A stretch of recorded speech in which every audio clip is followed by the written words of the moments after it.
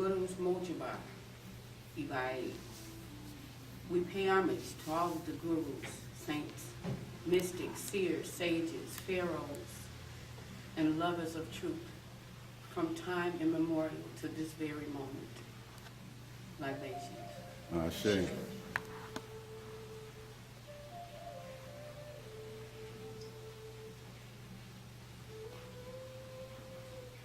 Igun Mojiba, Ibai. We pay homage to our spiritual ancestors and predecessors who have gone before us, who have left us their legacy of love and their means by which we too may become self and God realized in this very lifetime, not only for our sakes, but for the sakes of all sentient beings.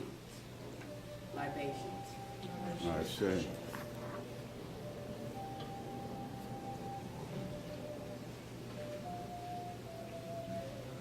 Sangha Mojiba, Ibai. We pay homage to all of the great spiritual traditions and communities that have preceded us, that have worked in great reciprocity and love on behalf of the Dharma giver, who have maintained the Dharma in various forms, the scriptures, the shastras, architecture, music. May we too become a great tradition and walk in their footsteps, not only for our sakes, but for the sakes of all sentient beings. Libation. Ashe.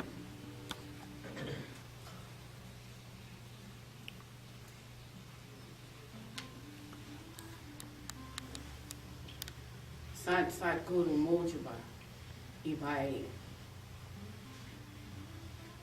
We pay homage to our beloved Huzur Maharaj Charan Singh Ji, who left us his legacy of love, his Guru Mooks, his Dharma givers, his means and methodology for self and God realization. We thank you, Maharaji, and happy birthday. Libations. Ashe.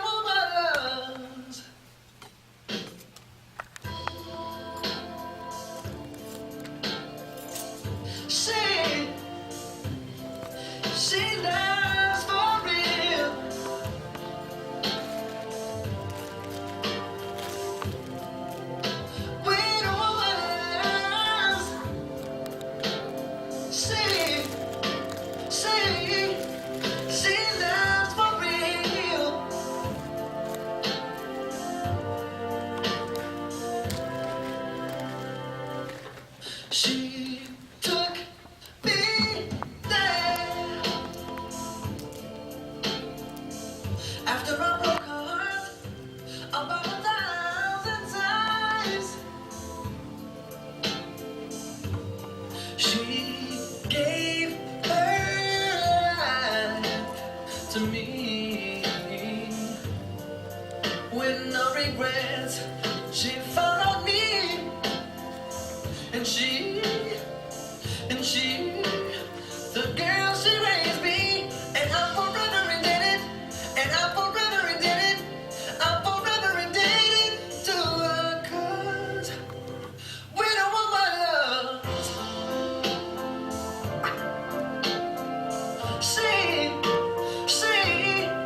she loves for real.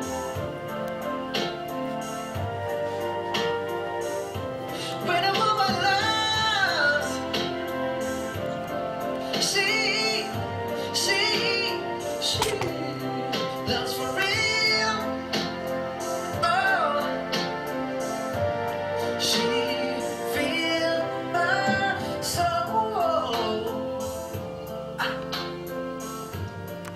With the very touch of her hand, she really did. And she's got more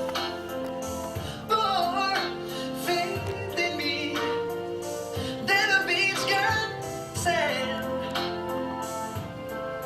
And I like to tell her that I'm forever indebted, I'm forever indebted, I'm forever indebted to her, 'cause when a woman loves,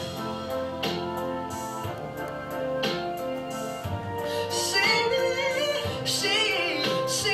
loves for real. Dad.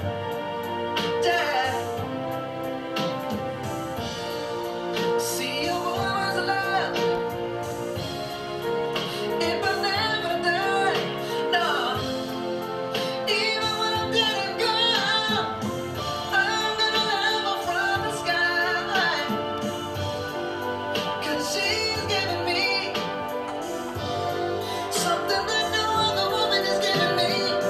Ooh, when I think about the girl, it makes me sick. When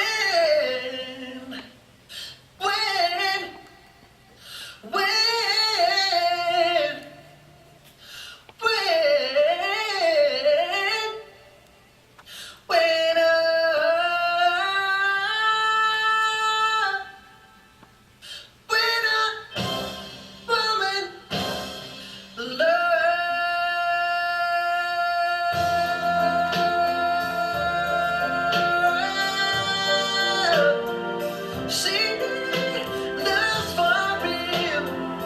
Oh, hey. When a woman loves, I'm telling you when she loves, she loves for real. Oh, yeah. Ooh, when she loves, when she loves, when she loves, when she loves, when she loves, when she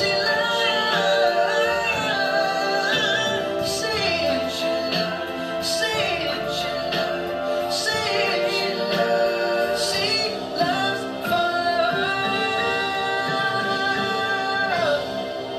for real. Thank you.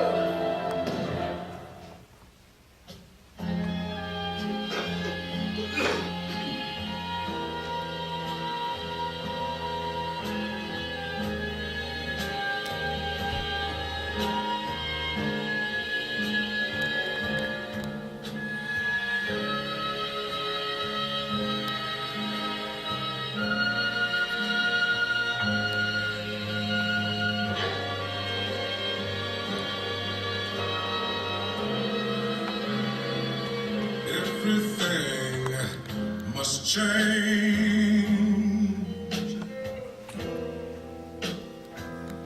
Nothing stays the same.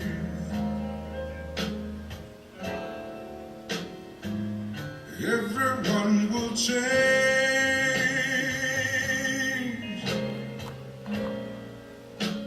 No one stays the same.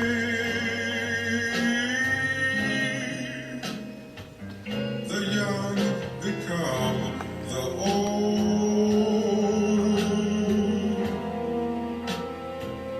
and mysteries do unfold. 'Cause that's the way of time. Oh, nothing and no one goes unchanged.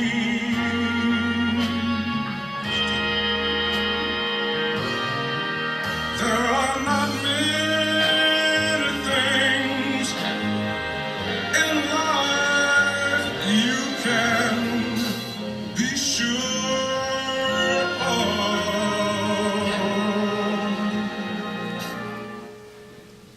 except rain comes from the clouds, sun lights up the sky, and the hummingbirds do fly.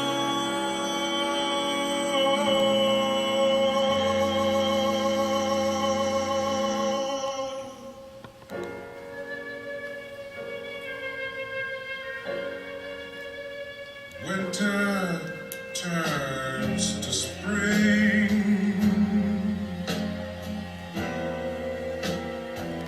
A wounded heart will heal,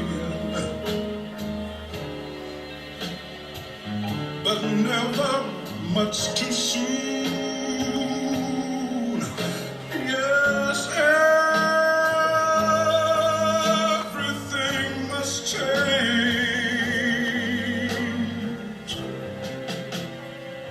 The young become the old,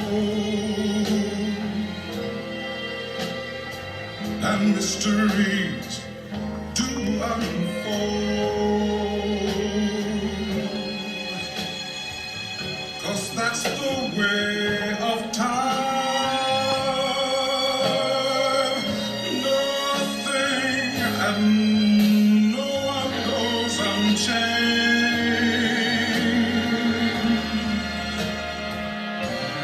There are not many things in life you can be sure of,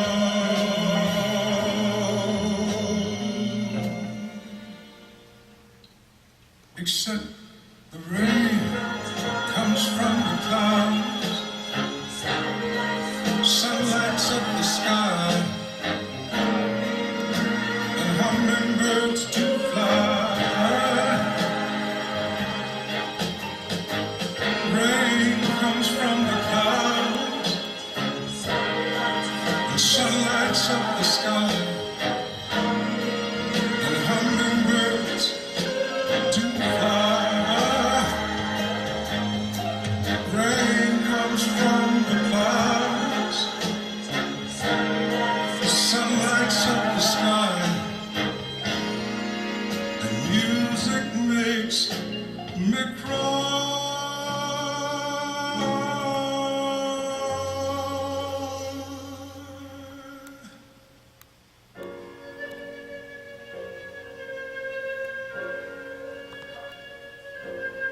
Everything must change.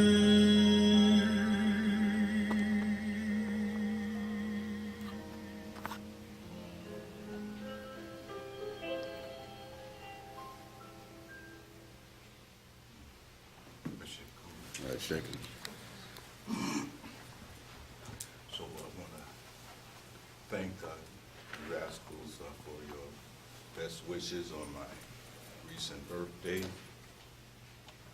I can use all the best wishes I can get my hands on. But let's get down to business for which we've come here. You're most welcome to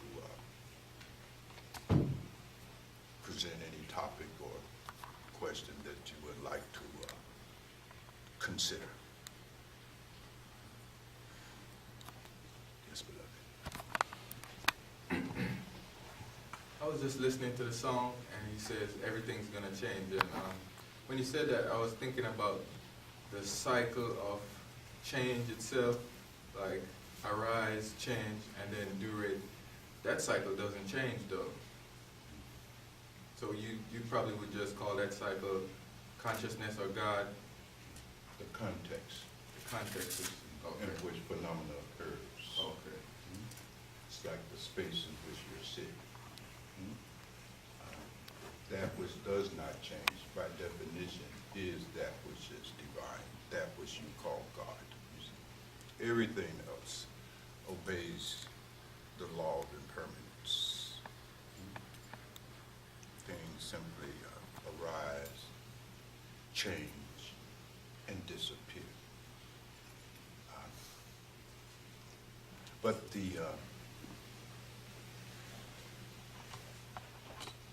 point of it all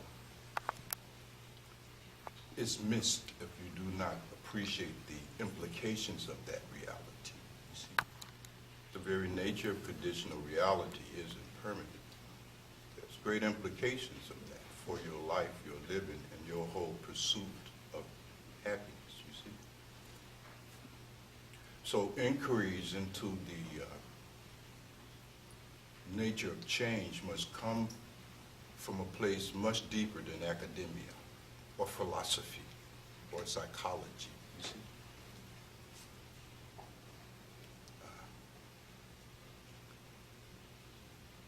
The law must impact you much deeper than that. Because you too are in this cycle. It's got great implications, don't you think?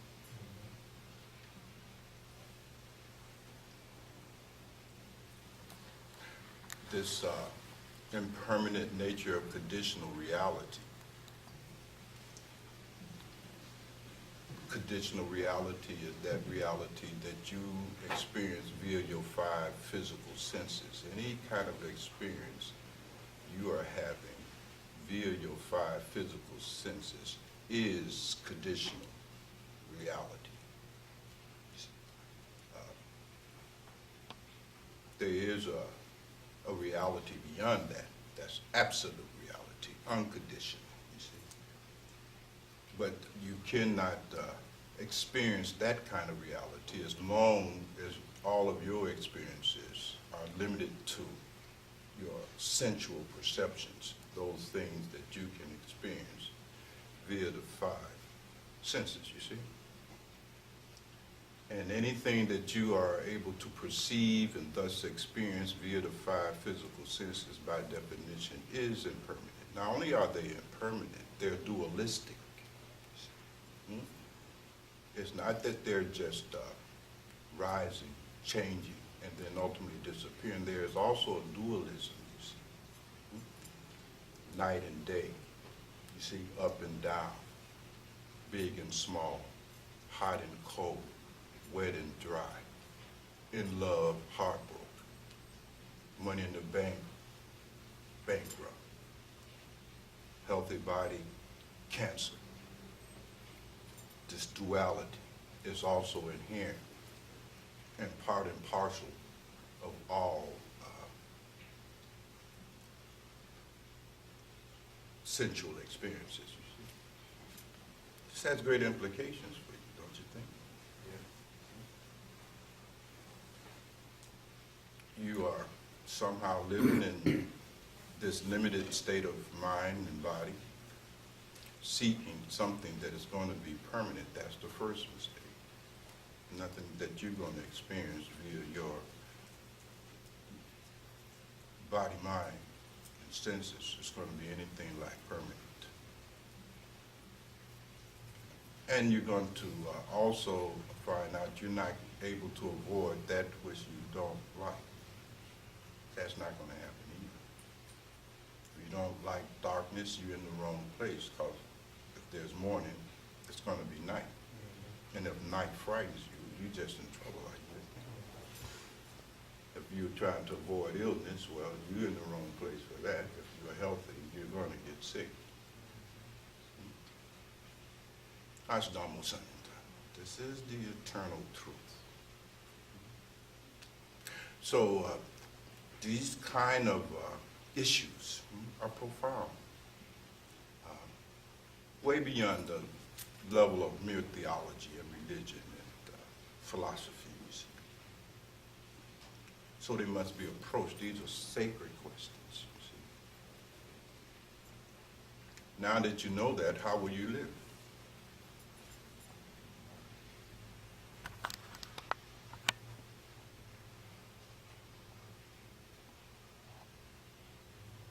In such a way that you can have the happiness you're seeking.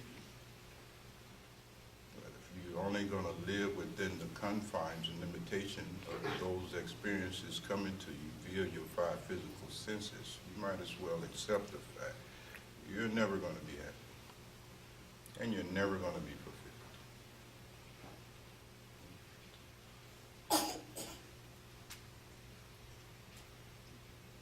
But there is a way and a means by which you can go beyond such limitations in your experiences. But it requires you to move to another level of awareness and consciousness that allows you to have the experience of that which is beyond body, mind, and physical. But as long as your experiences are confined to the physical realm. The physical realm being impermanent and dualistic, then any experience that you're going to have within the context of that physical existence is going to be impermanent and dualistic.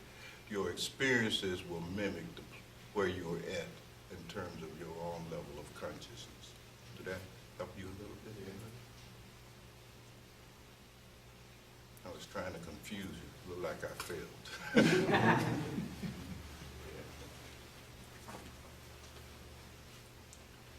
Everything changed.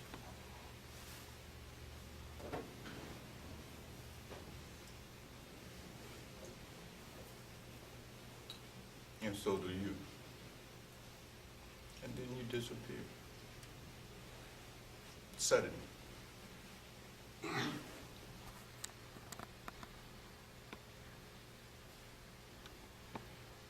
This is how it is when you are living at the bottommost level of your potential and capacity. Something else to say about it? Yes, beloved. Well, I had a question. We Yes. have had enlightened beings and gurus and ascended masters come to this plane, and they have, my question is, how does a person's enlightenment or transition into reality affect the nature of the world of impermanence? Like, because they've had, I guess, objectives of creating world peace and transforming the consciousness of humanity. So I'm trying to see what is the real nature between reaching a state of enlightenment and affecting the world of impermanence. A couple of things first is that saints and gurus don't come here to change this place. Even if one is familiar to the smallest degree with the biographies and the teachings of these great seers and great realizers, it becomes clear that as Jesus said, I've come not to send peace on earth. That's not what I come here to do. Because they understand they're not coming here to make your life as an ego hunky-dory. You follow me? They're not trying to bring utopia here. They're trying to take you to where utopia is at. Hence their emphasis is that what you're looking for is inside of you. The kingdom of God is inside of you. And they offer you methods by which you may enter into that state of consciousness. They're never here to change this, you see, at all. This can't be changed. You see, if duality disappeared, you'll have no experience. All experience are occurring due to duality, to contrast, you see. If you didn't know what was cold, you could not know what was hot. You follow me? If you could not experience pain, you could not experience pleasure, you see. So all experiences, what you call it is life and living, is made up of this duality, you see. That has to be the case. Otherwise, nothing goes undone, you see. So that's not their purpose, you see.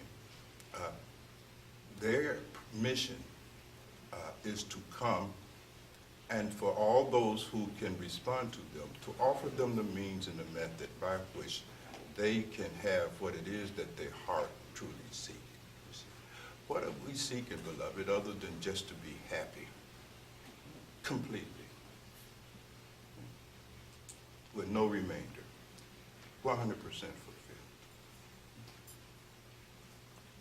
But the problem is that most of us are amateurs at that. We're seeking a much fuller life. Hence, so Jesus would say, I've come to give you life and to give it to you more abundantly, to give you what you really seek, what you really want. What the heart wants is to be happy. You see? What the mind wants is to be at peace. You see? And there is a way to have that experience. But you can't have it from the level of consciousness you're at. So these mystics and sages, beloved, bring and share with us those methodologies, those technologies by which we're able to engineer our own inner condition to have it the way we want. This is very interesting, you see. Have you ever thought about it? All of your experiences that you undergo are not taking place in the world, i.e. out there, is it? Everything you experience is occurring within you. Think about it. You have never had any experience outside yourself. All your experiences are within, aren't they? This within is your inner space, your inner condition, your self-domain. It is where you are really existing. Now, most of our inner condition is not the way we want it to be, i.e. it is not happiness with no remainder. It is not utterly and totally satisfied and fulfilled. So your inner condition, your inner well-being, is always never the way you want it to be. And your error is that you're trying to manipulate something outside of you to change the inner self. You're trying to control somebody, trying to change this or change that situation, circumstance, person, place, or thing, with the hope that that will result in an increase of your sense of inner well-being. But the problem is that you can never control anything outside of you 100%. Have you ever noticed that? Never. You can make a few changes here and there, but you can't ever control anything outside of you 100%. Also notice that no matter who you with or where you at, you never are with or at something that is 100% the way you want it to be. Are you in relationship, beloved? And if we look honestly in our relationships, our mates are never 100% the way we want them to be. Nobody that you're in relationship with is ever 100% the way you want them to be. Sometimes they're not even 10% the way you want them to be. You follow what I'm saying? And in that case, much effort and energy is being expended to change them in such a way that you can alter your own inner sense of well-being. But it is a futile ambition. What the saints do and what the mystics do, what they try to get us to do is to change ourselves. You see? Now, 7 billion people on the planet. Nowhere in the world you're going to manipulate, handle, and control all of them in such a way that it will result in your having your inner condition the way you want it to be. It's just not going to happen. Can't happen. Mathematically, it cannot happen. Because they got different opinions, different ambitions, different agendas. But inside, there's only how many people? Just you. Is that all right? No competition. So the ideal is to learn how to create the kind of inner well-being and the inner condition that you want. You see, we're wasting a lot of time trying to make the world and other people in the world the way we want them to be. The problem is that you can't even make yourself the way you want to be. And how do you want to be? If you had a choice in the matter, how would you want to be? Would you want to be all miserable inside? Or would you want to be pleasant and full of joy, satisfaction, and fulfillment? If you choose, you would choose the obvious, wouldn't you? But you don't have the inner technology, the inner engineering, the means, the methodology by which you can create that inner space and atmosphere. And in its absence, you remain in psychological enslavement to others, trying to concoct a solution to your own inner misery. Are you with me?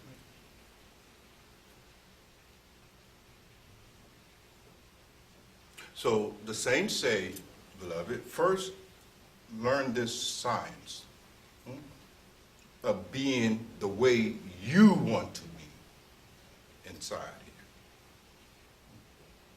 Rather than going the roundabout way of trying to change the world the way you want it to be, always under the presumption that when that happens, you can be the way you want to be.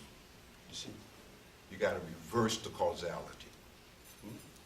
And when you are able to engineer your inner condition in such a way that you are the way you want to be, then it's easy to handle the rest of this because it has no effect. You see? Are you following my argument? Mm-hmm. The world can be any way it wants to be. You are in an entirely different condition. So a Buddha, a Jesus, a Muhammad, a Mahavir, a Krishna, a Ptahotep, a Kajami, a Teresa, a Sajoba, you follow me? A Mundin Christi.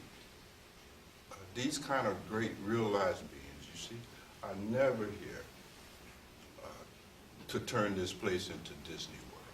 This is not Disney World. This is not Utopia. It's not even necessary for it to be such, for the sake of your being happy. If you could be happy, all of that kind of activity falls away. Because you're only doing it because you think by doing that somehow or another you will engineer the kind of inner state of mind and well-being you are seeking. But it never happens.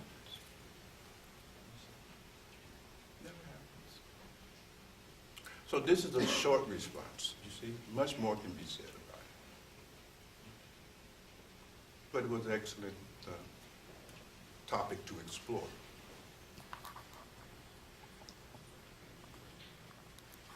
But this is the fundamental dilemma that you are existing in. Your inner condition, your inner well-being, your inner state of being is not the way you want it to be. And you just don't know how to change that. And so you are all over the place.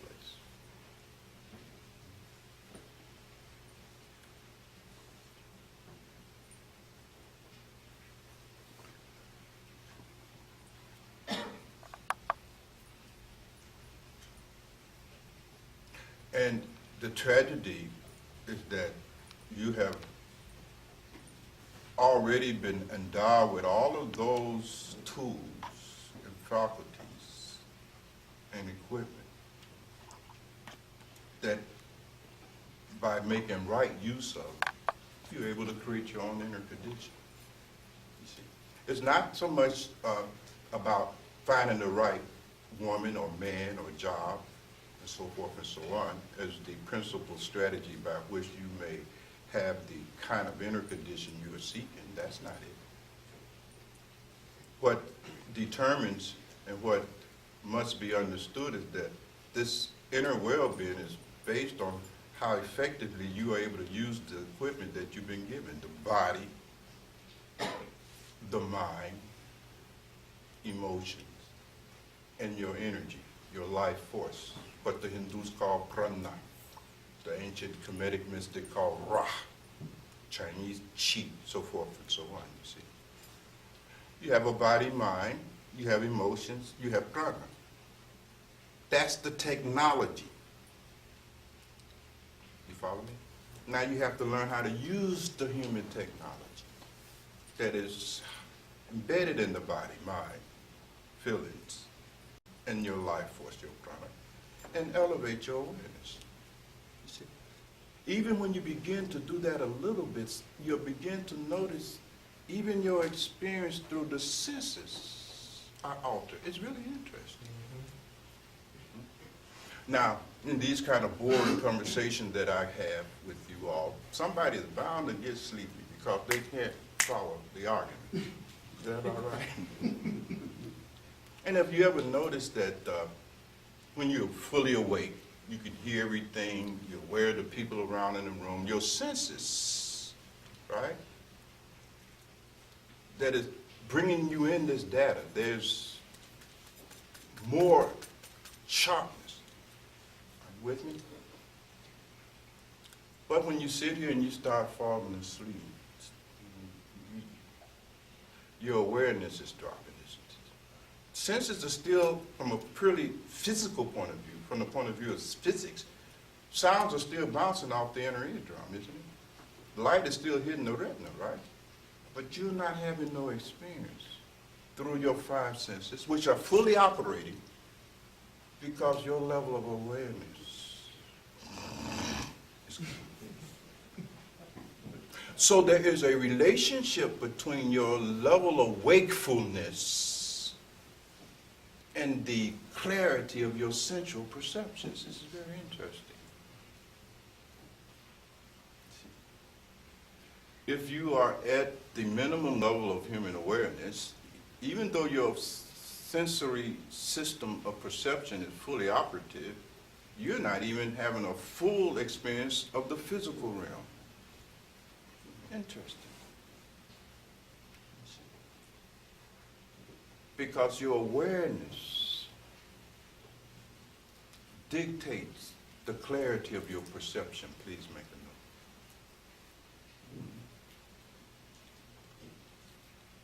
So sitting there, drifting into sleep, you can't, everything gets just muddled. Remember when we used to sleep in class? How many used to tell the truth? There you go. You sitting there and then when you come back, you lost. You don't know where this thing went. You follow what I'm saying? You just lost. And you can't catch up in that moment. You missed something critical. You see. Jesus' complaint to his devotees who came to him in search of the knowledge on that eventful eve before he ascended was that you can't even stay awake. You can't stay awake. It's not that I can't teach you something. You can't stay awake. You don't have the level of wakefulness. This level of wakefulness is a function of prana, energy. You see? Low energy low wakefulness. That's how it goes. So the mystic teaches us via yoga, meditation, how to increase your own levels of prana and energy, to enjoy more and more wakefulness. And as your wakefulness becomes greater and greater and greater, your perception of the world itself becomes sharper, clearer. Slowly you begin to see things the way things are. If you'll notice, when you're in a low state of awareness, you have eyes and you can't even see, as Jesus would put it. You have ears and you can't even hear. You see, you are blind. You see? But as that awareness, that prana, that rah, that energy, that life force is cultivated, and it becomes more and more abundant, you see, then your senses of perception begin to get clear and clear and clear, and you begin to start seeing things the way things really are. And the most ultimate flowering of that wakefulness is when you open the third eye, the eye of Heru, you see, Tizratil.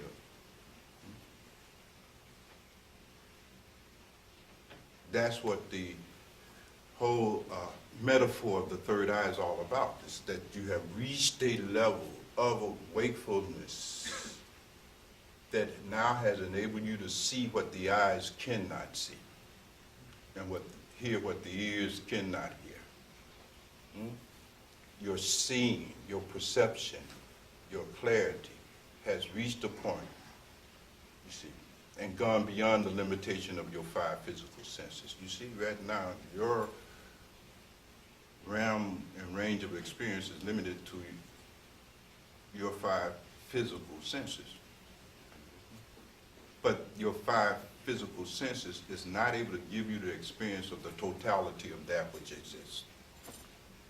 Only a little tiny bit of what is possible to be experienced is ever experienced through your 5 physical senses.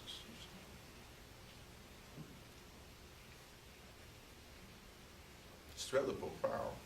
But even prior to reaching that level of wakefulness and awareness, that level of energy that is related to the opening of the third eye, on your way there, you begin to see beyond what is just physically apparent. You begin to be able to pick up higher experiences, aesthetic experiences, beauty.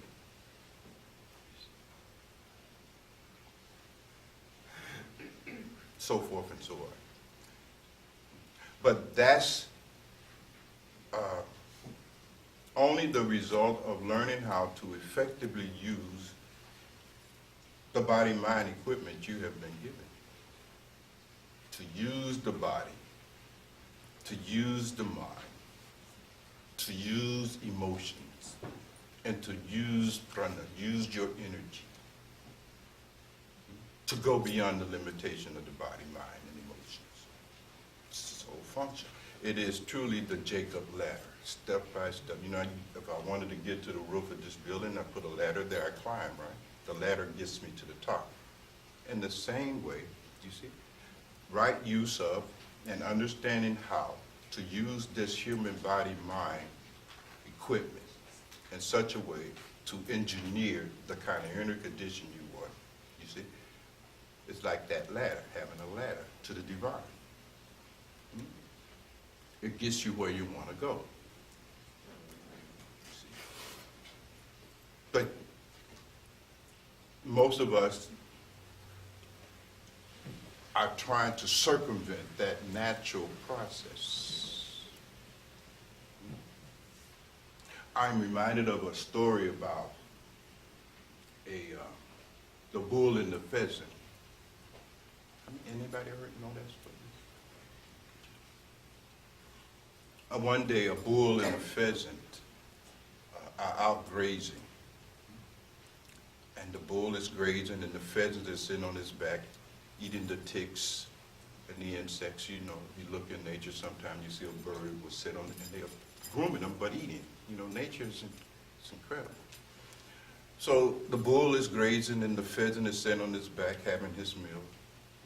All of the little insects that is in the bull's fur and so forth. And there's a big, beautiful tree in the background, you know. And the peasant looks up at the tree. He says to the bull, he says, "You know, bull," he says, "man, you know, once upon a time, you know, way back somewhere in perhaps the early evolution of the species, you know, I had these strong wings. We had strong wings, us pheasants, and we could fly up into these trees, you know what I mean, and eat from all of the fruits and so forth. And look at me now. Look at us now. My poor species. We got to sit here and eat this crap off of you see. So he was nostalgic for what was once possible for pheasants. You see. And the bull chewed a little bit more of his cud, and he looked at me, he said, "Pheasant," and he said, "Look, I can help you with that. I know a solution to that." The pheasant said, "What, you do?"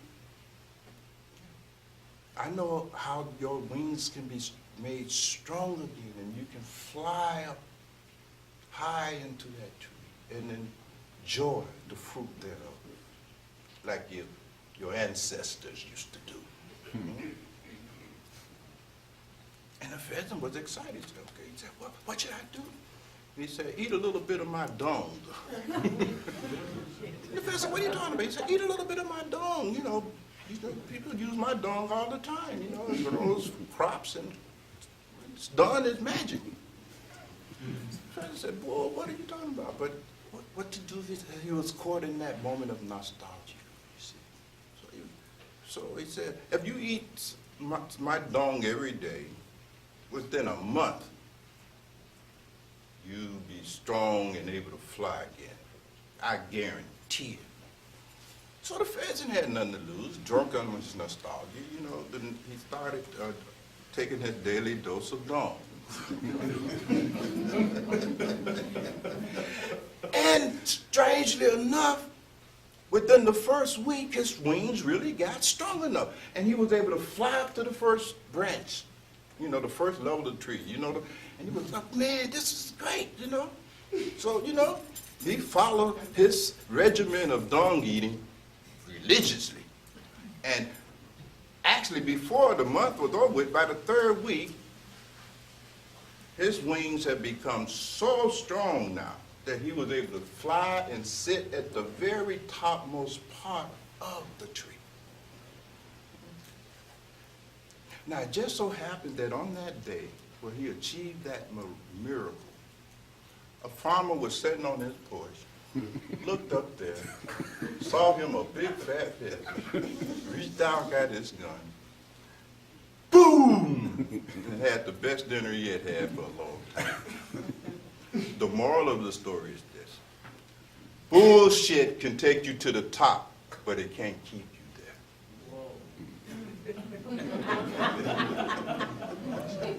You all are practicing bullshit to get to where Buddha was at.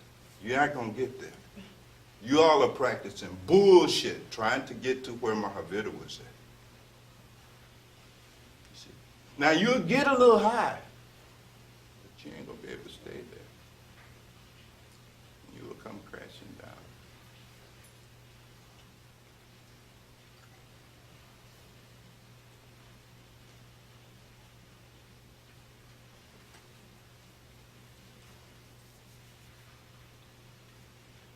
You have to use what has been designed for the purposes of bringing you to a level of wakefulness and bliss that you are in search of.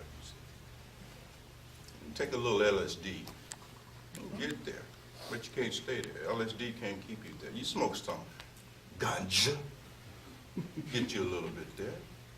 You can't stay there. That's why you gotta smoke some more ganja, and more ganja, and more ganja. And then after a while, you've destroyed the body. That tool that was naturally given to you to get you to a place ganja can never get you to. You done messed up your brain. All your circuitry is shot. If I'm saying your lungs are messed up. You see, you can't even inhale enough product to go up a flight of stairs. Feeling me? Alcohol can get you, you know, a little happy. You want to say more about that? I got some experts. I done my research. I got experts. But you can't stay there. Food can take you up, but you can't stay there. You follow what I'm saying? So you all, each and every one of you have found you something that can take you up there for a little bit, for a minute. But you can't stay there. And that which you have used to get you up there wind up getting you killed. It does more damage to you than the momentary pleasure you experienced under its influence. Is that about right? Even sex can't keep you up there. Are you with me?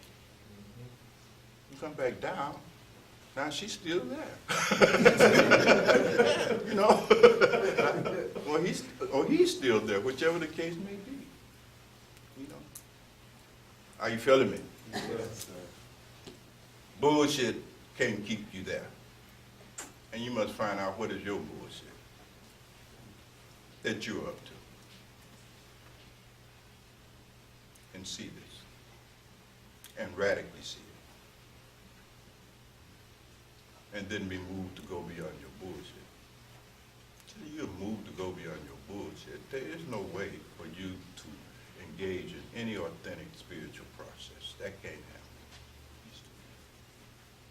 Sadhana requires a kind of seriousness, a kind of sincerity.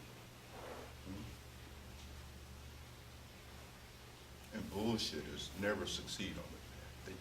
By definition, they can't. Many are called, few makes it. Many are chosen to be given the gift of knowledge. Few, it has always been such. You see, in every time and place. Jesus found 12, not 1.5 billion. You know that, right? 12. But after Jesus is no more, you see, it's easy now to become a Christian, because becoming a Christian is left up to whatever your mind concocts, whatever your concept of Christianity is. Is that about right? There's no Jesus there. There's no living master, no guru there to rescue you from your own intellectual mischief, you see.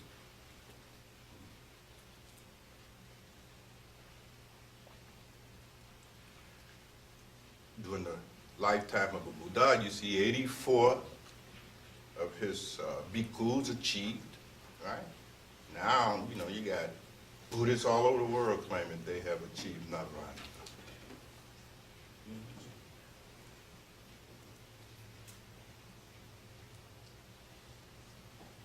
It's easy then to get away with your bullshit when the great realizers are no longer in the body, you see. Dead gurus can't kick ass. You see my point? Jesus is not here to interfere with your nonsense, so you're passing off anything. A Muhammad, peace be upon him, is not here, you see, to correct you in your misunderstanding of zikr wa salat. You're just running off your own imagination, you see. Then in spaceships and so forth and so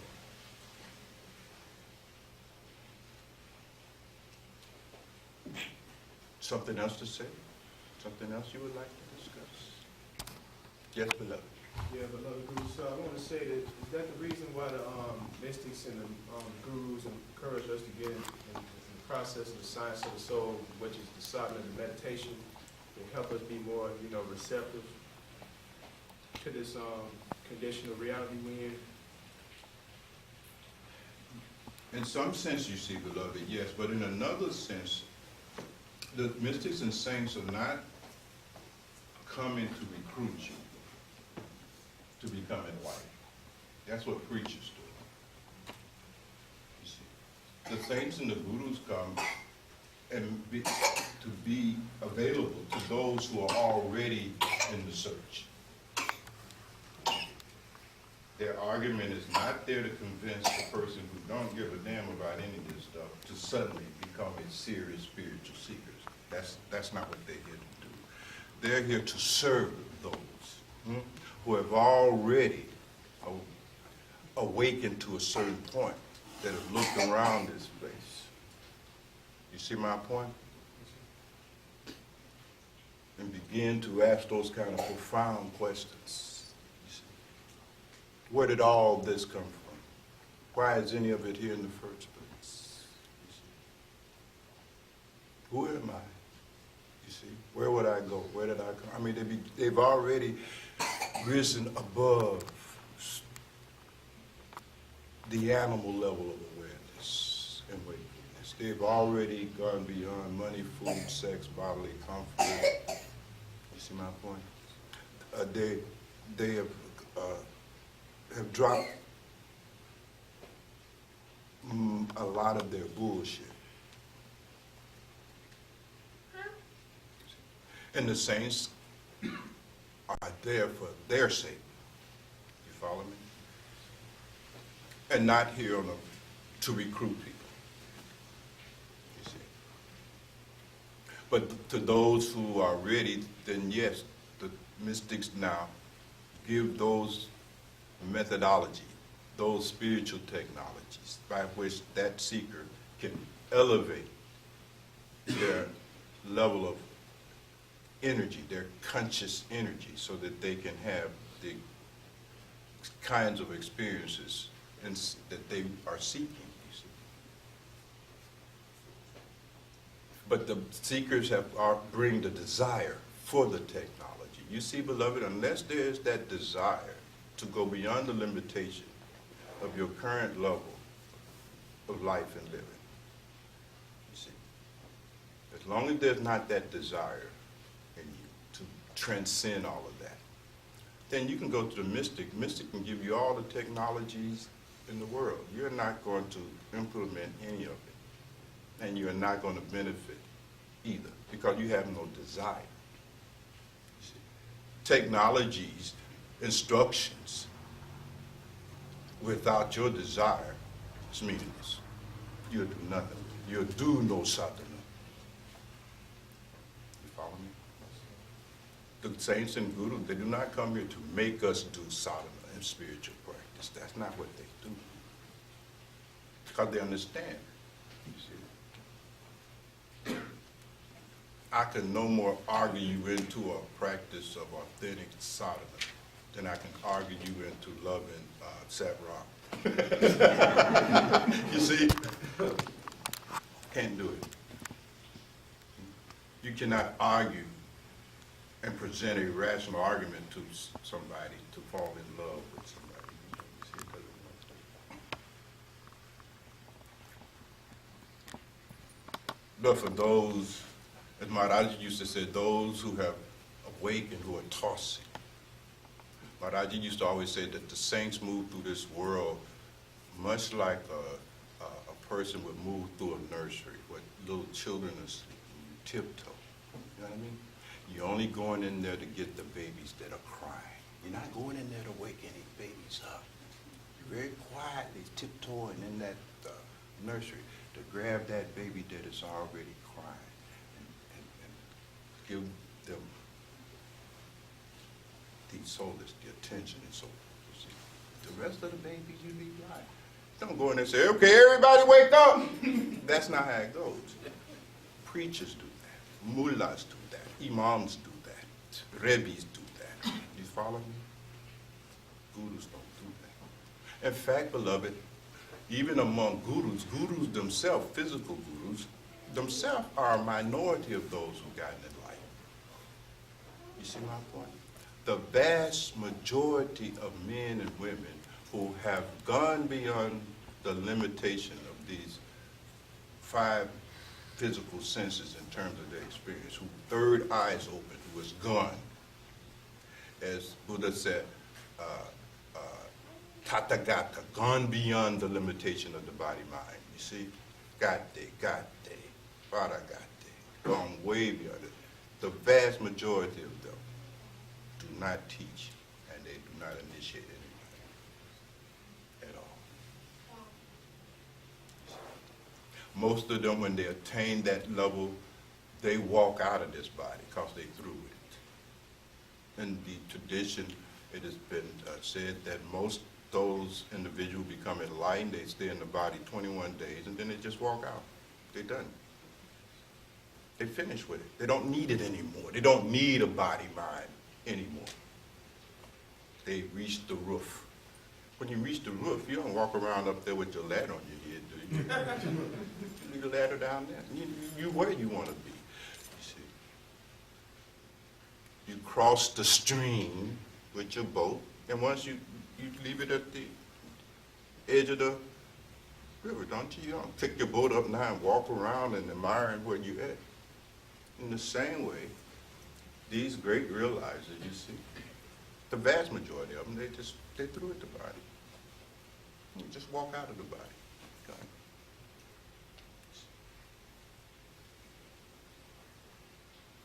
But there are those who stay in the body.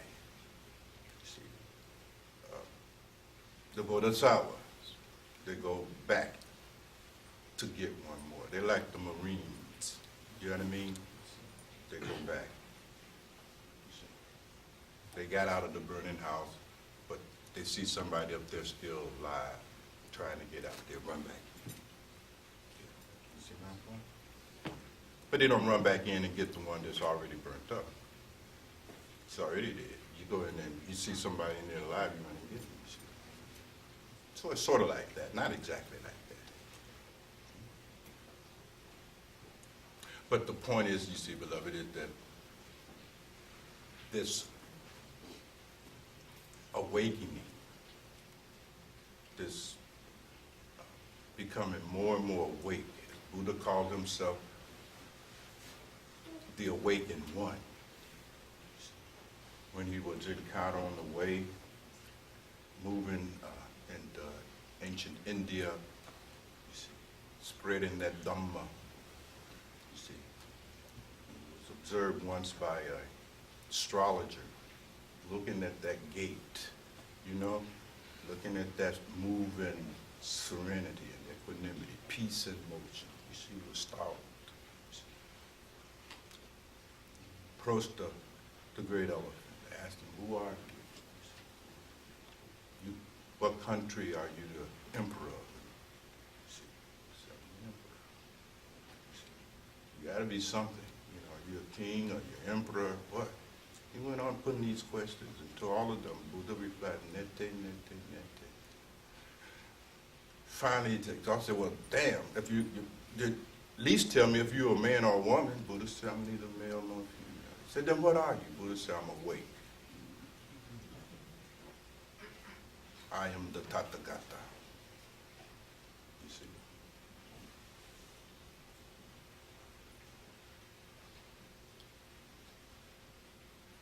So these Tathagatas, you see, beloved, come for other people who are trying to become awake. And I'm not going to come and call you every morning and say, "Sakyani, are you doing your meditation? Are you practicing?" No, it's not going to happen.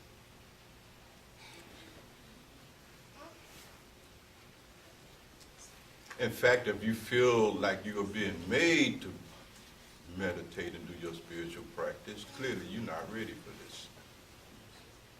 Because your very attitude, your very disposition is not that of a real seeker. You see, most people who get involved with spirituality and these kind of things, they are not serious at all. You see, it's just entertainment.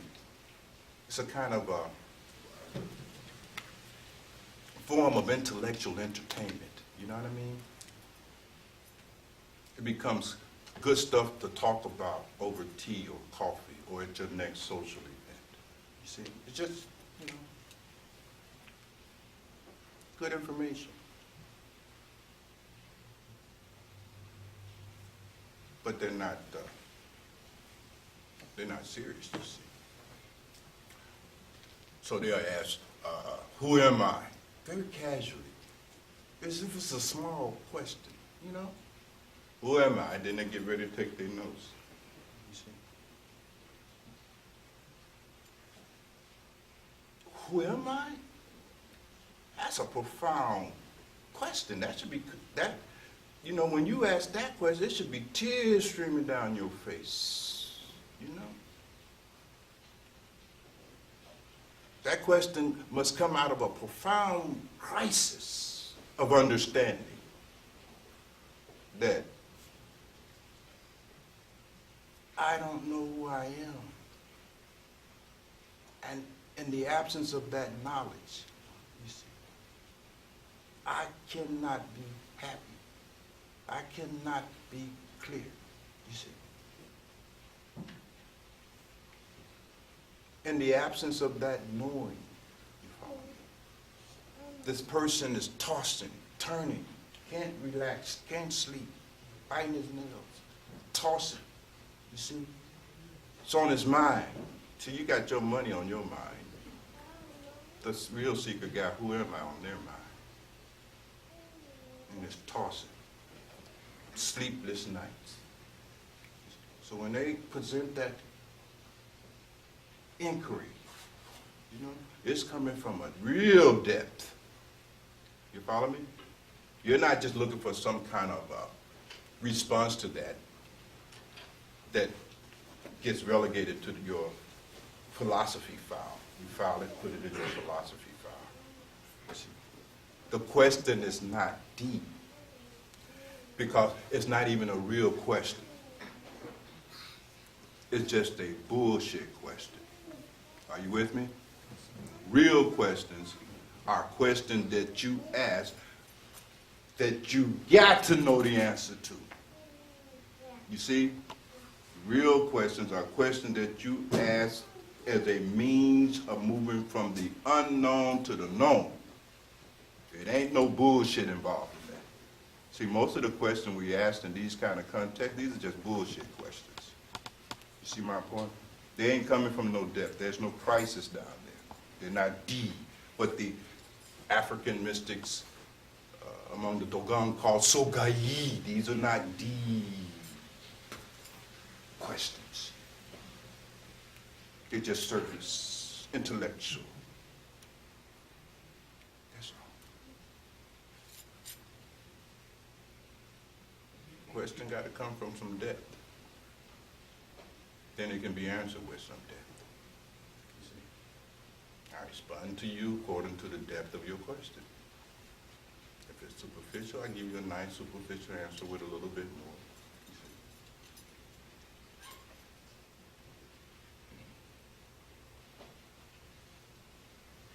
see? Has to be deep.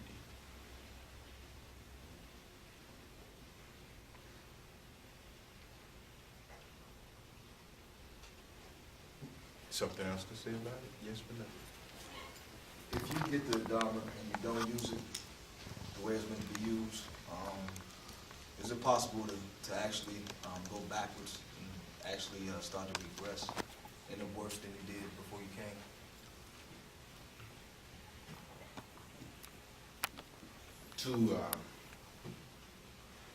Well, Jesus put it best. You see, Jesus gave people Dharma, the methodology, the technique, gave them his good company and so forth and so on. He couched it in a kind of metaphorical language. Jesus says, I've given you me, I've given you Dharma. If you deny me, if you deny this Dharma, you don't use it, I'll deny you. That's how that goes.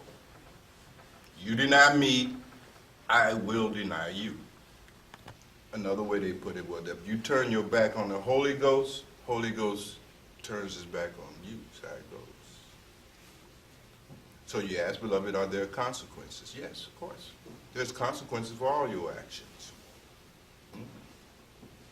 If you was a little bit more awake, a little bit more perceptive, you will see that there's always consequences for your actions. The very presumption that there wouldn't be wouldn't even arise.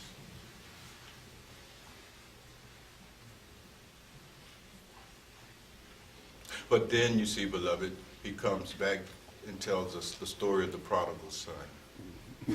Right? And that story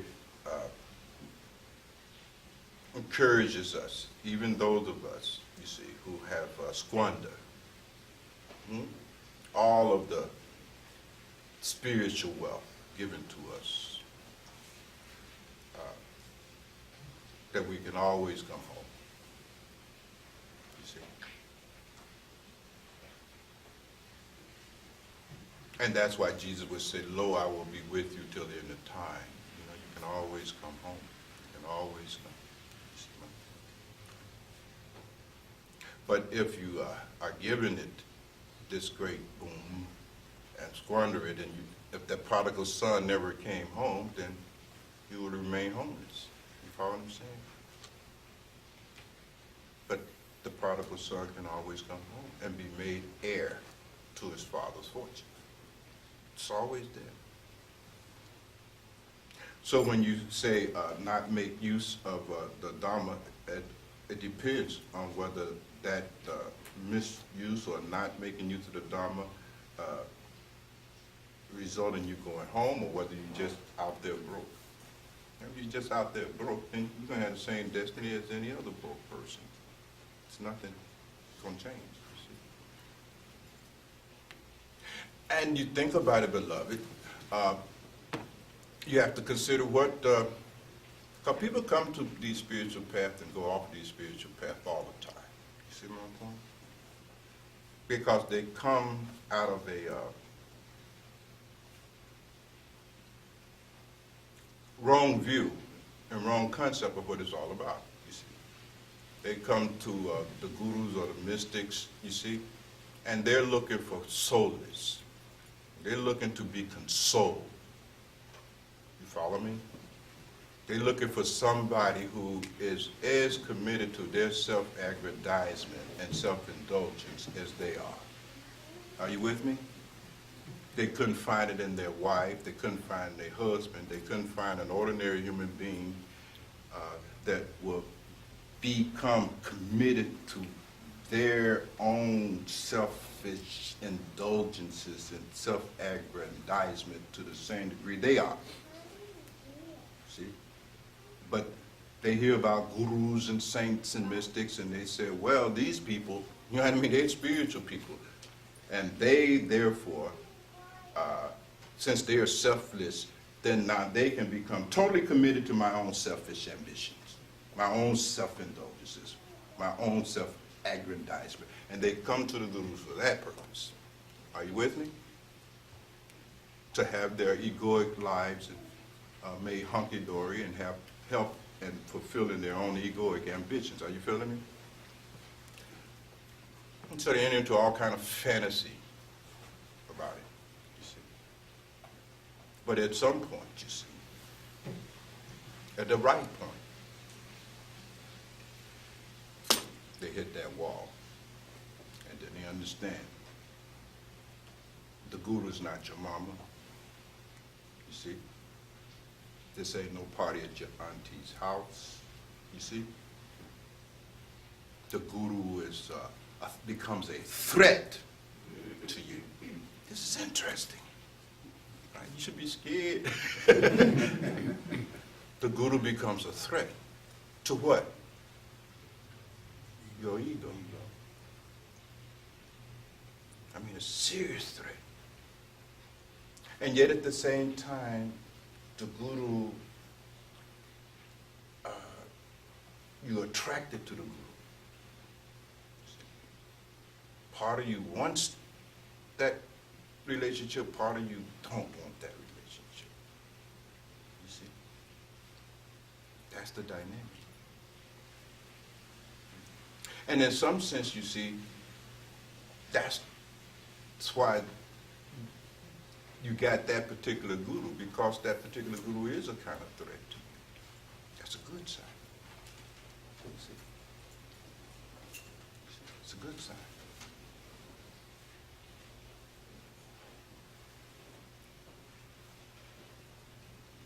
Jesus said, I've come with a sword to separate you. See, mother from child, father from son, husband from wife. I come with a sword. Kabir Sahib says, you got to cut your own head off here. You know what I mean? The guru is he's here to murder you, to kill you, as he goes.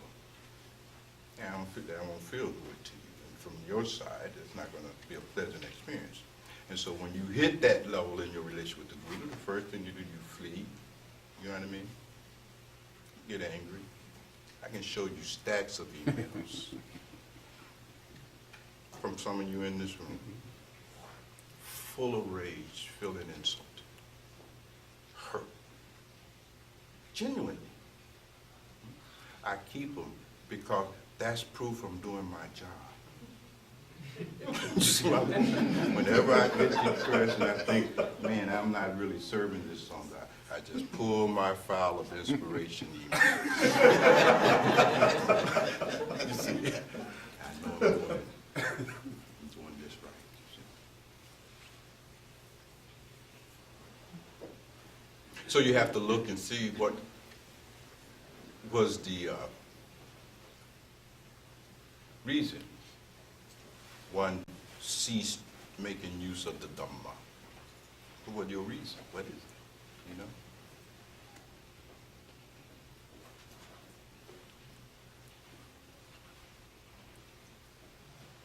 A lot of time people think that, well, if I stop meditation and I stop trying to follow the precepts and the instructions of these gurus and so forth, that I can somehow return back to my life. No, that life is gone. You can't enter it no more. All gone. So, see my point? You call it regress, right? But that regression is really trying to go back to where you were at prior to receiving the Dhamma, right? But once that vision, once that knowledge has been given you, you can't get that back. See my point? That's in there. You got it. It's in you subconsciously. You know. See? But you try to go back and make a life out of bullshit again, but you can't. Because the truth now, to whatever degree you heard it, has set you free from some of the bullshit that you're trying to go back to. And it just does not work, you see. And then after a while, you'll realize that, well, even if you don't meditate, you're still going to die. The you who you think you are, still going to die. It doesn't bring you any closer to reality than the truth. The truth still remains what it is. Whether you meditate, whether you don't meditate, you are still going to die. The you who you think you are, that's coming to an end. You're still going to die. You're still going to grow old. You're still going to get sick. That ain't going to change.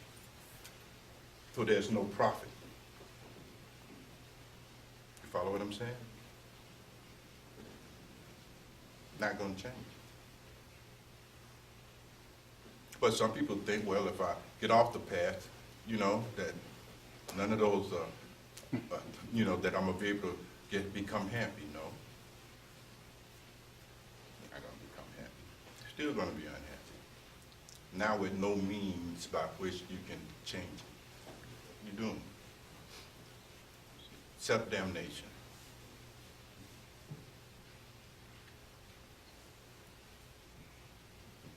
So it varies with each individual. All of us go through that. That's the dark night of the soul. You follow what I'm saying? Everybody goes through it to some degree.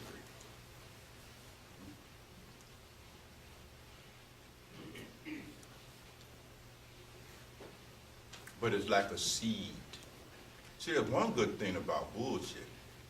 You can use your bullshit like manure. If you really, understand this inner science, Because to grow anything, you need manure. Is that about right? So this bullshit that is in us, this manure inside of us, you see, when the seed of Nam falls into that manure, you see my point? Over time, that manure helps the seed to grow. It's really strange. It's really strange. That seed of knowledge that falls into your bullshit, that knowledge actually begins to grow. It's the damnest thing. You know what I mean? You see? It's like the more full of bullshit your life become, the more wise you will become. It's really interesting now. I mean, that wisdom seed is growing in you. So bullshit is good. The thing that is not good is when the seed fall on barren ground. Then ain't nothing happening. You follow what I'm saying? That barren ground. You see? Nothing is going to happen.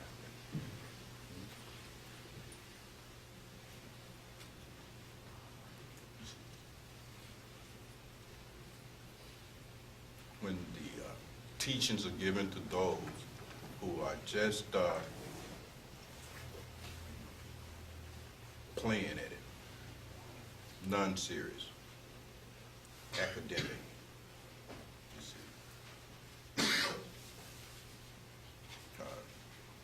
trying to make a religion out of the teachings.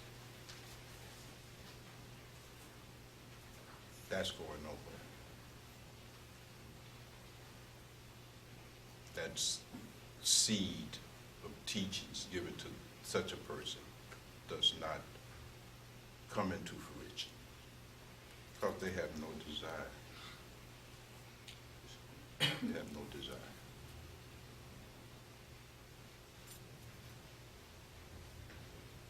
They have come looking for something to believe in.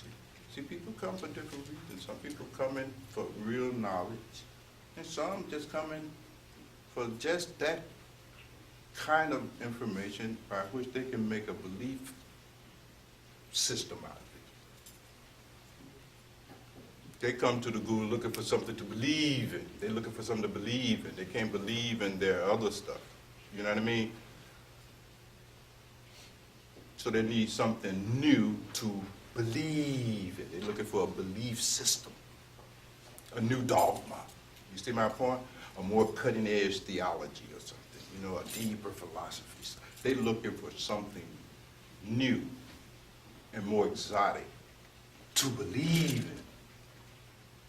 When one is in search of new beliefs, that's not the search for knowledge. You follow me? It's just a new belief. And so those who are merely around the guru for the sake of the practice of dogma and the practice of belief, they don't do anything. They can't do any sadhana. They're not there to do any sadhana. They're there to believe.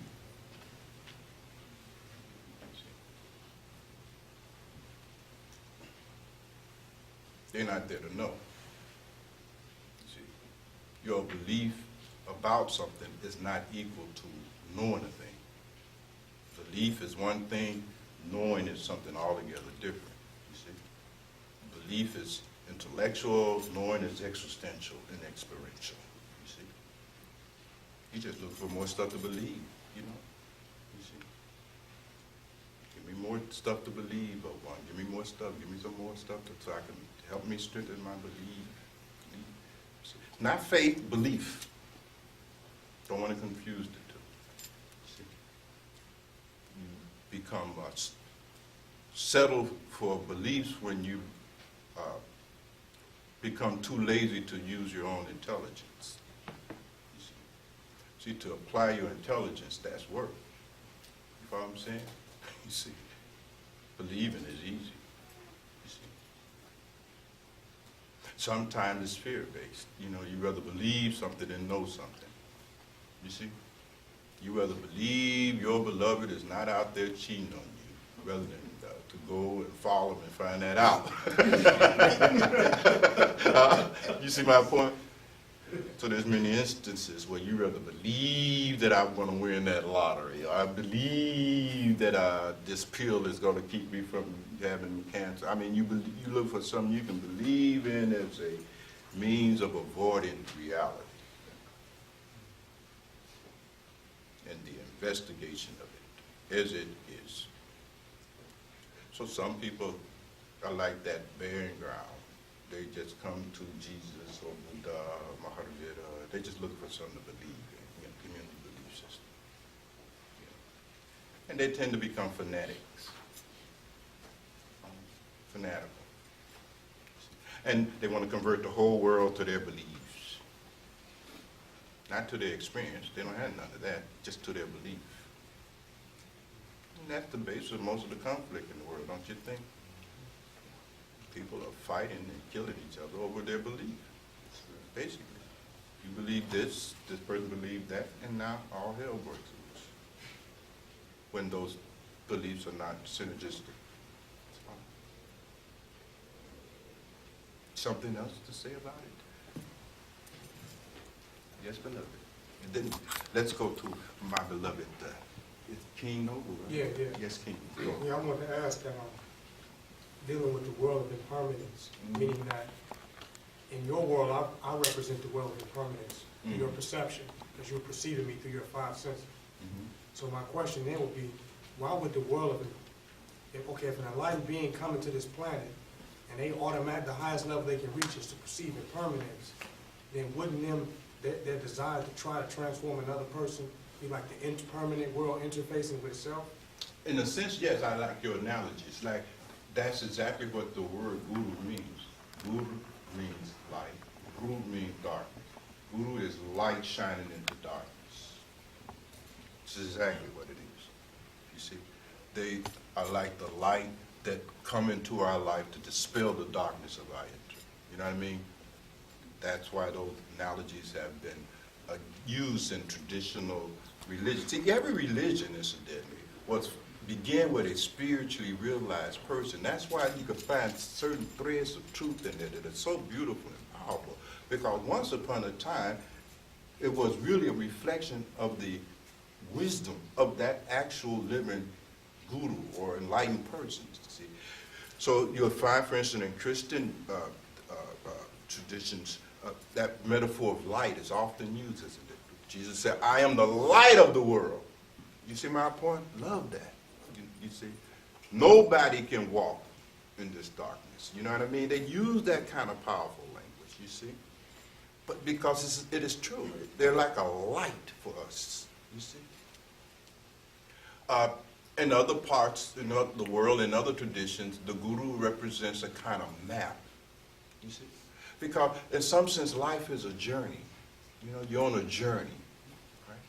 And you're trying to get from where you started to this end point that we call bliss, happiness, utter and complete satisfaction. You see? Rest. You know what I mean? Really done with it. You see? No more suffering. You see my point? Or even the possibility to suffer. That's what the heart wants. You see? That's the journey we are on, in some sense, metaphorically speaking. And so, when we go on a journey, especially if we're trying to get to some place we've never been, a place that we really don't know where it's at in the first place, but nevertheless, we're on that journey. We're seeking. In some cases, it's helpful to have a map, don't you think? You see? And if you can read the map and follow the map, then, you know, your chances of reaching where you want to go went up, right? Well, there are the yogas, you see. Yoga does not mean twisting the body. That's not yoga. That's exercise. Yoga is really the journey from limited individual consciousness to unlimited divine consciousness. That's yoga, to yoke. To bring that into the ultimate state. In Kashmir Shaivism, we call it Bhairava, ultimate consciousness, you know, from the microscopic to the macroscopic. But that's the journey. And to have a map for that journey is useful. So the guru is sometimes the source of such a map, right? And by following that map, you're able to reach that destination. That becomes one of the yogas that you will get from the guru. That'll become one of the kinds of yoga that gurus will offer. That's jnana yoga, gyan yoga, the yoga of knowledge, where you use your intellect, your intelligence, you know what I mean? Becomes the means. You see, that's using your mind. Remember I said you got body, you got mind, you got emotions, you got energy. These are the four paths that is made available to those who have come to the guru. So the guru can serve as a map, you see, and that map result in being given the jnana yoga, you know, the path of knowledge, you see, and so forth and so on. Well, some of us can't read maps, you know what I mean? So Jnana Yoga is not going to be something the guru will give you in that case, because, you know, it doesn't help you. In that case, you see, you can, it's like if we're going to Michigan, let's say I've never been to Michigan, you've been there, right? And so what I do, I say, well, I'm going to follow you, right? I'm going to get in my car, I'm going to follow your car, right? I mean, a lot of us is actually travel like that in some instance, you know? I'm going to follow you. So you pull out, and I'm going to drive behind you, right? And that's good. You see, I'm going to follow you, right? And, if a light stops us, right? And you get a little too far ahead of me, right? Now I'm in trouble, right? Or some traffic get in between us, right? Or if I had to stop and use the washroom, and by the time I come back out, you know, you 2 miles, I'll get lost on it. You see, I can make it to Michigan as long as I follow you. You follow what I'm saying? Right? So I got to stay right there with you, right? That's karma yoga. You see my point? It's an act of following, you see? It's good. It's a good one, right? I can't read a map, but so King, don't give me no map. I can't read no map, King. King, can I follow you? Yes, Bhagwan, you can follow me. And if I stay with you, right, I'll get to Michigan. Karma yoga. You see. But let's say I don't even have no car. You follow what I'm saying? And yet I want to get to Michigan, you see. So having a map is useless. I don't even have a car. King, can I ride with you? You see my point? And I get in your back seat, right? Now I don't need no map, no car, right? That's bhakti yoga, the yoga of devotion and love for the Lord will get you there. You follow me? You ain't got to know nothing, just love the guru. You follow what I'm saying? Get into the guru. Love, and you go. It's a nice way to travel. Save a lot of money, you see.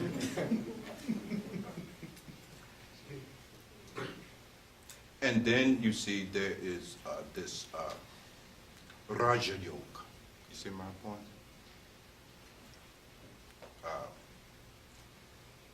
Kriya Yoga, the way of meditation, the way of using energy. You follow me?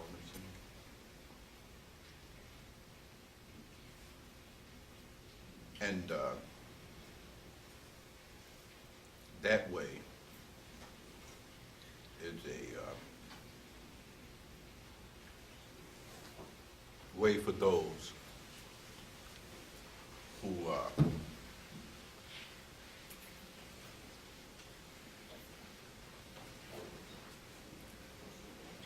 strong-willed. You see my point? Who have very strong willpower. But in Hinduism called Shaktipat, you know, this kind of the powerful drive.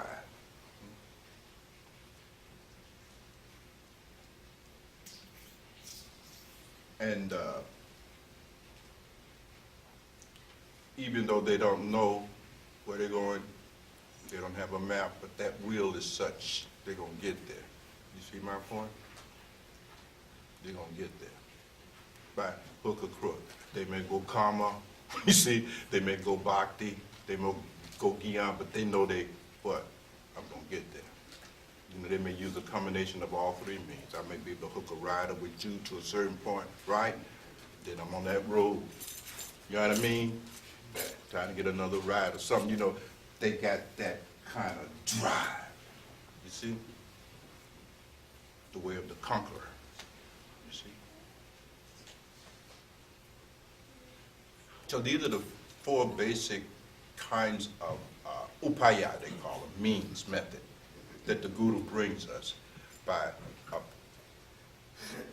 engaging, disappears us out of our darkness. You see, those are the forms of the light takes, you see. Like Jesus' way was Bhakti Yoga, you know what I mean? Or in Krishna, that's Bhakti Yoga, you see. Buddha is more Gyan, you see my point? Gyan Yoga, you see. So forth and so on. But all of those different forms of yoga is just different ways of using your body, your mind, your emotions, and your life force, your prana, as the principal technology by which you engineer your own inner condition to have it be the way you want to be. And you must consider, why aren't you the way you want to be in here? Go find that out. We'll have the last word. Yes, beloved. I'm asking, what is the, you drew a distinction between belief and knowing. What role does faith play in between those two? Well, faith, as I said before, is not the same as a belief. Faith is more of the emotional side. It's more bhakti. You follow what I'm saying? It's more bhakti. You see? Like, I'm not going to get in King's car unless I got faith he ain't drunk and going to kill me. You see my point? If I got enough faith to get in there, I'll get to Michigan, right? But what if I don't think he's sober, you know what I mean? And I don't believe he's a good driver, you know? Then it's hard, you see. Faith is the absence of crippling doubt. There's some doubt, because still it's the acceptance of things unseen, you follow me? But you don't have that kind of crippling doubt.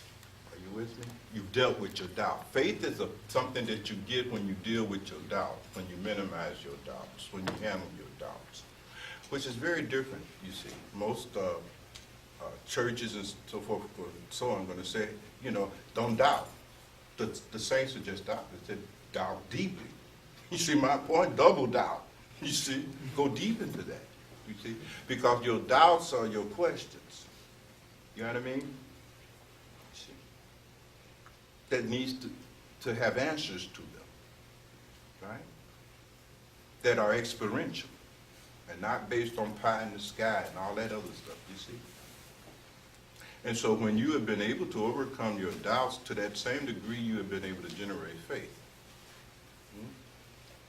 And faith is necessary.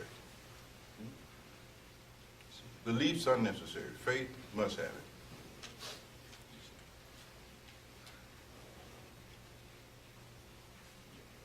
Faith, in some sense, you see, beloved, is overcoming your fear, because where there's doubt, there's fear.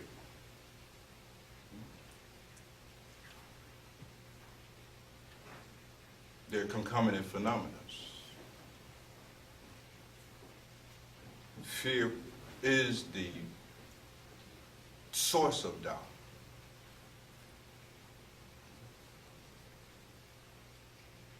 So when you deal with your doubt, you get a bonus, because dealing with your doubt also helps you deal with your fear. And fear is probably the single greatest obstacle to inner engineering. Fear.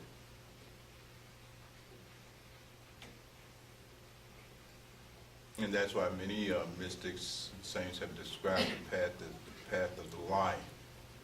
You see, Buddha called it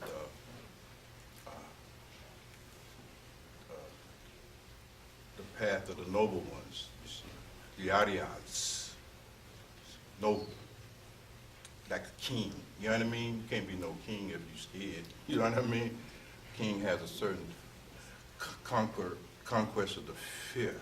So the Buddha used that term. You see, the Arhat, the Arya, you see, the noble, fearless, lion-like. So spirituality is not for weak-kneed people. You see, it's not for punks. You see. It takes great bravery.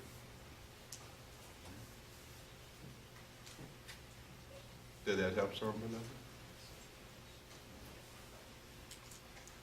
So, in summary, I can give all kinds of responses to these various questions and so forth. I can tell you all kinds of stories. But I always want to remind you that these answers and these stories don't move you any closer to reality. So I could say something, I can give you an answer, tell you a story. It depends on whether you believe it or not. If you believe it, you still no closer. If you disbelieve it, you still no closer, right? So don't cling to these words and answers as a substitute for first-hand personal experience. You got to go get your own first-hand personal experience, you see. And not merely believe anything I say about it, or any story that I tell you. Go find this out. Learn how to use your divine technology here. And see for yourself. And to do that, you must overcome some fear. And you will find that where there's any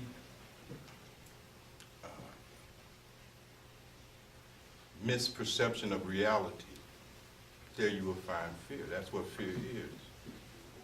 Fear is a misconception of reality. Wherever you got a fear, you're operating out of a misperception of reality. You're not in reality. You're somewhere in your memory or in your imagination. You're not in reality. And the path occurs only for those who can get into reality. So, just how it goes.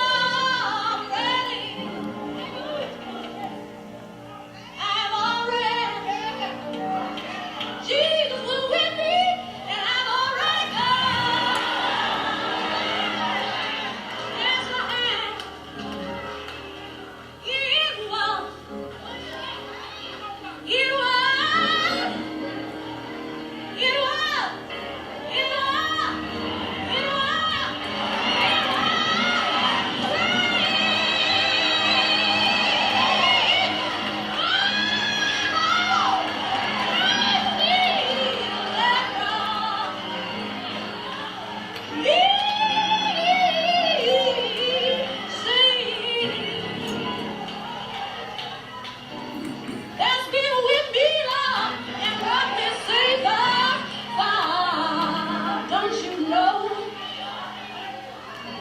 And that same old grace, they call it God's amazing. Oh,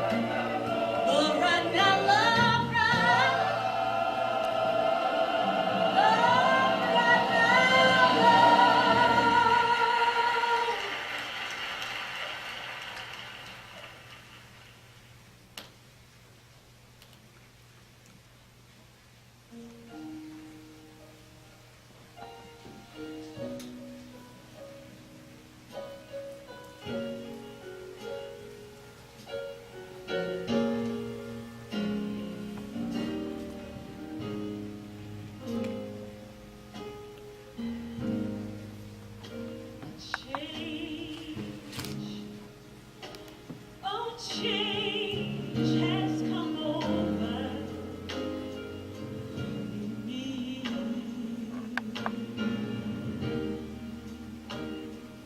You changed my life, and now I'm free. He washed away all my sins, and He made me whole.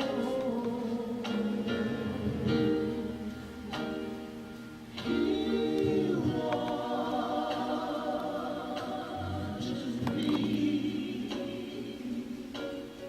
white as snow. He's changed my life complete, and now I sit at His feet to do what must be done. I work and work until He comes. A wonderful change, a wonderful change has come over me. A wonderful change, wonderful has come over me. Lord, He changed my life complete, and now I sing. I sit at my Savior's feet to do what must be done. I'm gonna work and work until my Savior comes. Yeah, wonderful, a wonderful, wonderful change has come over me. A wonderful change, a wonderful change.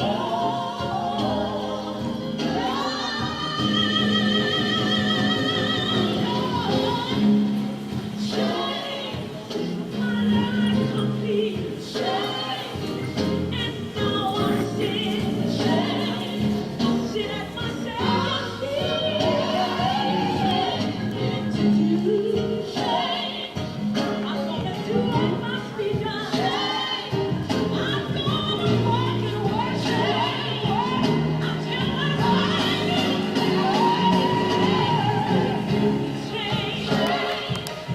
Lord, You change. God, You change. I'm so very glad You changed my way. He changed my mind. He changed my life. He was like the driver. He changed me.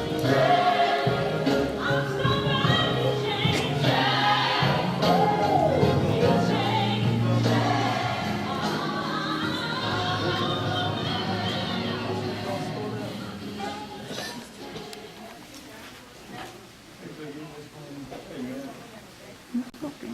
Right, Shay?